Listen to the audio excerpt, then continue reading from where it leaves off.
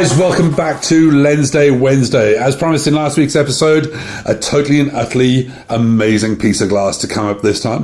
As you can see, this baby's pretty much well used. It is my personal lens and it's been in my bag since the day it was announced, and I love it to absolute pieces. And I get asked an enormous amount of times from thousands of different people, pro photographers, amateurs, experts alike, what do you think is Canon's greatest lens?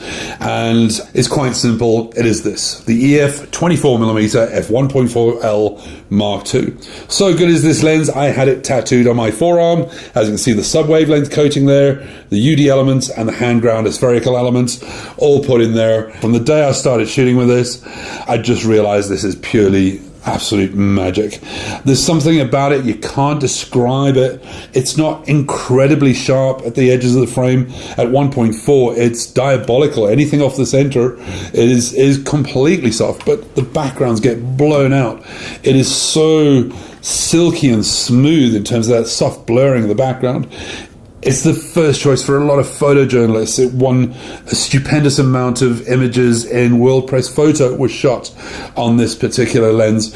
It's a firm favorite amongst a lot of really good people who know the stuff, like Peter McKinnon, for example. His videos on YouTube are absolutely enormous, and he rates this as one of the greatest lenses Canon made.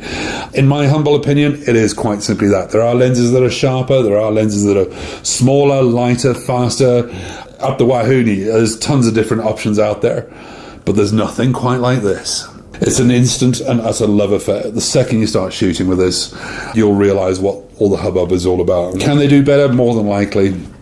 I don't know, but there's an atmosphere, there's a feeling to this lens that's almost impossible to describe. And just look at, not just my images, look at what everybody else has said about the 1.4 Mark II.